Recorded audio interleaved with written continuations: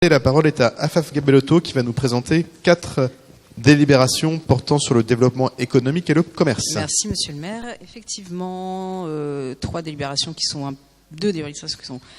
liées. La première délibération, la DAE 180, concerne la modification du règlement sur les marchés découverts alimentaires et biologiques de Paris. Ce changement dans le règlement a été fait après concertation. Des modifications ont dû être apportées au règlement pour s'adapter à un certain nombre de promotions voulues par la DAE et par un certain nombre d'acteurs. En l'occurrence, introduire des éléments pour la promotion des circuits courts, la création d'espaces de convivialité, des politiques plus strictes concernant les sacs plastiques, ainsi que les pailles et les mélangeurs qui peuvent être présents sur les marchés, donc des conditions plus strictes. Et un dernier élément aussi sur la modification du règlement concerne les stationnements pour l'emprise des aires pour ceux qui font du produit frais et les volants. Donc voilà, ce sont des modifications. Donc il s'agit d'acter ces modifications au règlement qui apporteront du mieux sur les marchés parisiens. Alors je l'ai fait à la suite. La DAE 240 est une attribution d'indemnité exceptionnelle au kiosquier, assez classique. Il s'agit pour le 18e arrondissement du kiosque qui se situe 12 boulevard de Clichy pour un montant de 1 219 €. La DAE 255 concerne l'attribution des délégations de services publics pour les secteurs A et B. Alors, il s'agit effectivement de vous donner ceux qui ont été désignés pour en tant que délégataires des marchés alimentaires découverts et biologiques. En ce qui nous concerne, il s'agit du lot B, mais je vais vous faire un petit historique, ce sera plus simple, rapide. En novembre 2018, on a acté le principe de la délégation de services publics avec un conventionnement de 6 ans à partir du 1er janvier 2020. Il y a donc un nouveau découpage qui a été réfléchi par les services. D'une part, pour permettre des économies d'échelle et donc demander aux délégataires plus de prestations qualitatives et qui s'approprient des domaines assez importants quant au nettoiement, quant au développement durable, quant à la collecte des déchets et l'animation des marchés.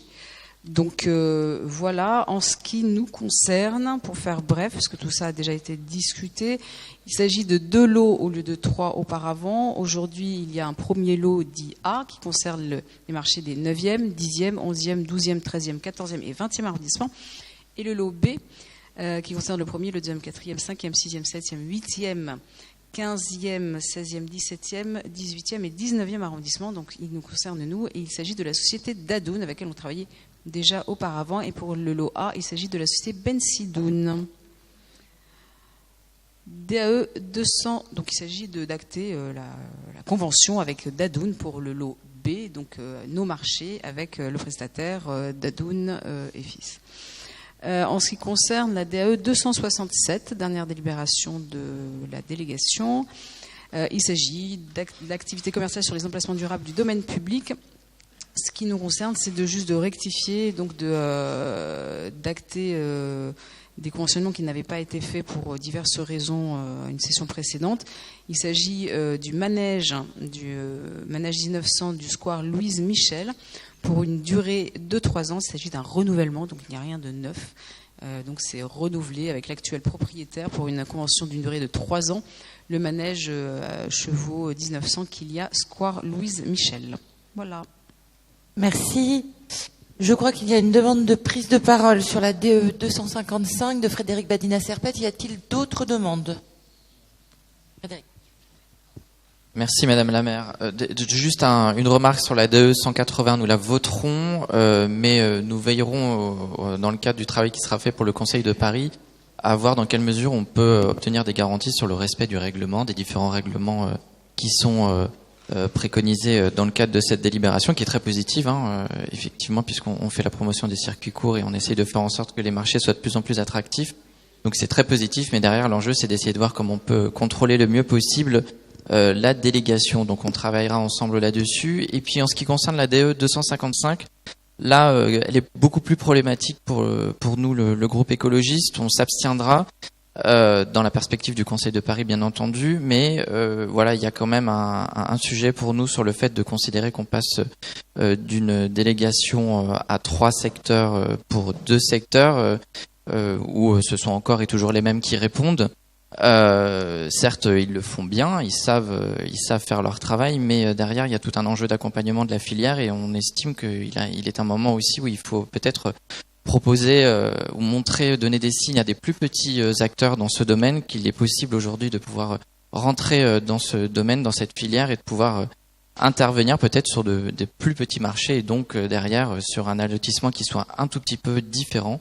Donc voilà, c'est un petit peu là-dessus qu'on cherchera à travailler. Puis on interrogera aussi la ville et les services sur une innovation qui est précisée dans le cadre de la délibération et qui vise pourquoi pas à expérimenter un modèle coopératif sur l'un des marchés qui est concerné dans ces délégations de services publics. On n'a pas de détails sur le sujet, c'est quelque chose sur lequel nous sommes très vigilants, on y est très attachés. C'est pour nous justement une manière d'aller plus loin et de proposer à des plus petits acteurs de pouvoir rentrer dans le domaine, et puis aussi pouvoir s'associer à l'ensemble des acteurs du territoire, les restaurateurs, les associatifs, pour animer un marché. Et donc voilà, on attend des précisions sur ce sujet et nous verrons comment nous nous positionnerons ensuite au Conseil de Paris. Daniel Prémel.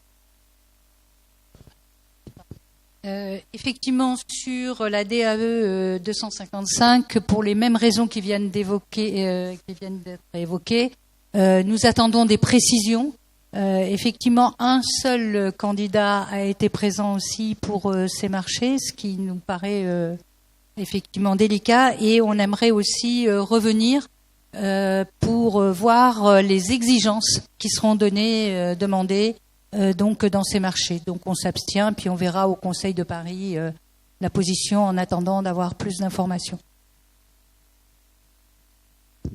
Oui, alors je vais déjà répondre sur... on s'est posé la question sur le découpage des lots. Effectivement, on garde 3 lots, on garde 2 lots. Aujourd'hui, il faut faire un constat qui est très simple, et ça a été dit, c'est les mêmes qui répondent. Donc on a une vraie difficulté à les faire monter en qualité, en compétence, à les challenger, parce que ce sont les... Alors, on va expliquer très simplement, ce ne sont pas des marchés très rentables. Ça devient des marchés rentables à partir du moment où on a une expertise, des choses qui sont déjà remboursées depuis longtemps, des investissements, des équipes qui tournent.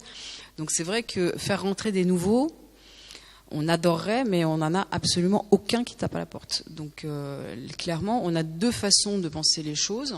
Donc une première façon, c'est de dire il faut les mettre en concurrence, donc il faut les challenger, il faut faire entrer des nouveaux, mais notre cahier des charges ne nous permet absolument pas, vu ce qu'on demande aux commerçants, parce qu'on veut garder quand même des marchés alimentaires à bas coût, qui permettent vraiment à la population, toute la population, de pouvoir venir sur les marchés. Et donc on doit maintenir des redevances quand même relativement faibles et sur des occupations que les commerçants peuvent payer de façon faible, donc garder vraiment des coûts bas. Donc ça ne nous permet pas d'augmenter la possibilité de rente ou de rentabilité de ces marchés pour ceux qui viennent.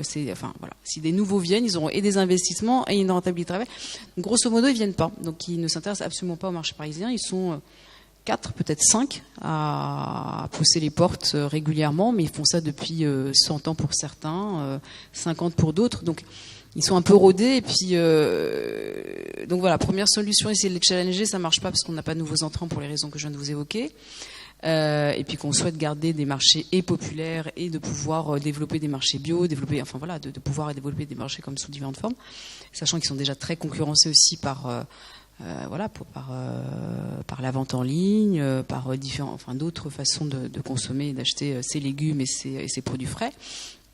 Deuxième façon de voir les choses, c'est de se dire, comme ils se partagent déjà un peu le marché, et que finalement ils découpent tout seuls en disant, toi t'as ça, et puis on se débrouille avec les banlieues et tout, c'est de réduire et d'assécher finalement les opportunités sur Paris, et de les remettre vraiment en question, parce que ça leur offre une opportunité en moins.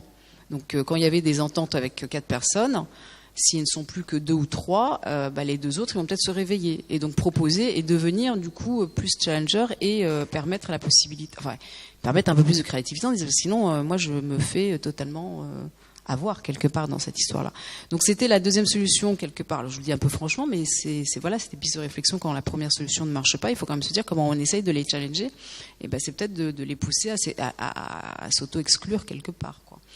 Voilà. Mais c'est vrai que cette difficulté d'avoir des nouveaux entrants, c'est une vraie problématique. Il faudrait qu'on trouve des pistes, peut-être faire des petits allotissements qui soient vraiment spécifiques à certains marchés, et d'en créer des nouveaux emplacements, et de pouvoir se dire bon, on commence par des petites choses. Sur le deuxième point, il y a une réponse qui se fait, puisque effectivement il y a eu un amendement qui a été voté au Conseil de Paris en 2018.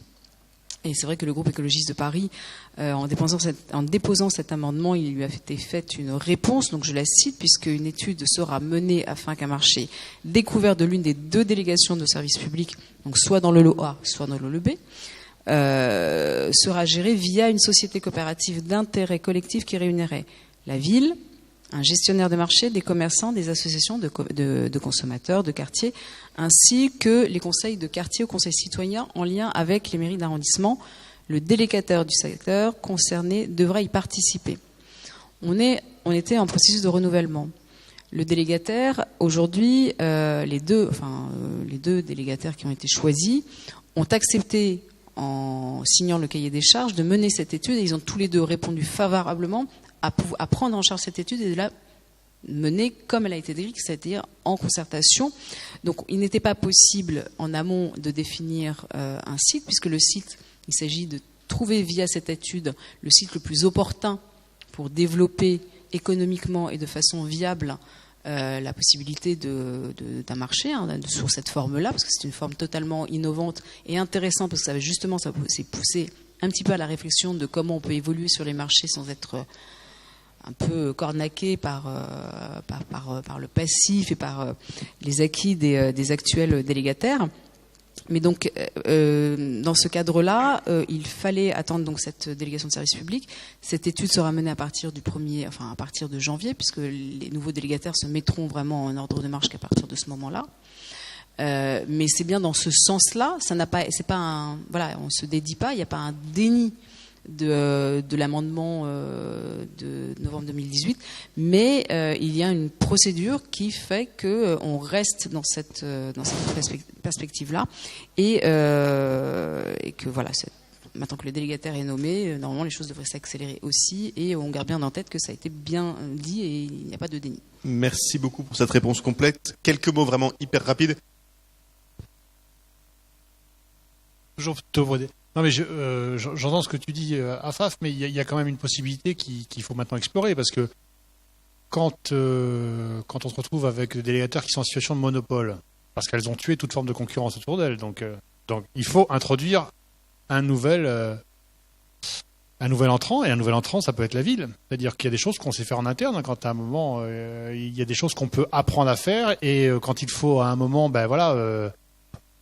inventer un nouveau service public pour être gestionnaire de marché, oui, allons-y, parce que sinon, on n'a pas d'autre solution, parce que sinon, on se contente du statu quo, et finalement, on ne fait pas avancer, parce que cette histoire-là, je l'entends depuis un moment, c'est-à-dire qu'on a toujours eu maintenant un marché qui est complètement gelé, qui n'existe pas, on a beau tirer ça.